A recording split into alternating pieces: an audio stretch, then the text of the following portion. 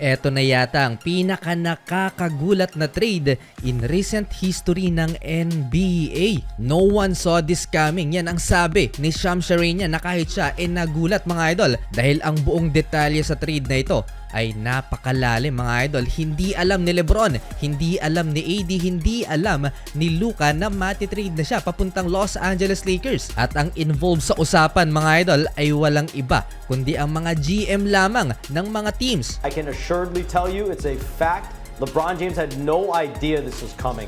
Anthony Davis had no idea this was coming. I'm told Luka Doncic is still stunned about this trade. Still in shock daw mga idol, sabi ni Shams, itong si Luka Doncic. 3-team trade ito mga idol including Utah Jazz. Nakuha ng Lakers si Luka, si Maxi Kleber at Markieff Morris. Habang nakuha naman ng Dallas Mavericks si Anthony Davis, Max Christie and a 2029 first round pick. Naglaro pa ngayong araw si Max Christie with 15 points, 3 rebounds, 2 assists kontra sa New York Knicks.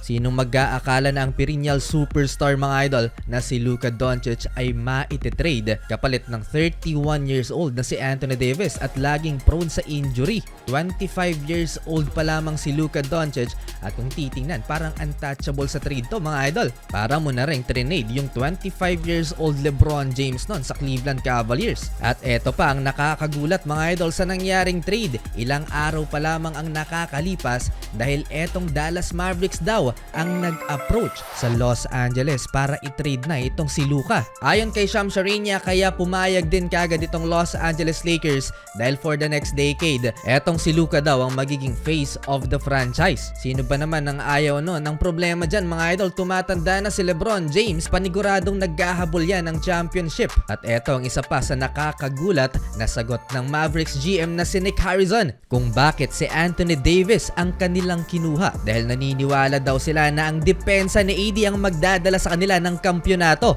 with Kyrie Irving dahil matagal na ngang problema ng Dallas Mavericks ang pagiging liability sa depensa ni Luka Doncic. Kaya ayun, binitawan na mga idol. Imagine these two superstars, napakatindi to sa opensa mga idol pag nagsama na si Luka at LeBron sa court. Siguradong gulat din si Kyrie Irving sa nangyari at hindi pa niya alam kung tulog pa kung sakali ito. Isa din sa rason kung bakit natuloy ang trade nito, syempre involved dyan ang part owner ng Dallas Mavericks na si Mark Cuban. At ayon pa rin sa balita, hindi man lang binalaan ng Dallas Mavericks si Luka Doncic na matitrade na niya. Ilang oras bago nga mangyari yung malaking pasabog. Anyari sa sinabi nun ni Mark Cuban na kung papipiliin siya between Luka at sa kanyang asawa, mas pipiliin daw niya si Luka. Dami nang sinayang ng Dallas Mavericks itong si Jalen Brunson mga idol, hindi rin nila binigyan ng kontrata at napunta na lang sa New York. Tapos itong si Luka Doncic nabitawan na rin.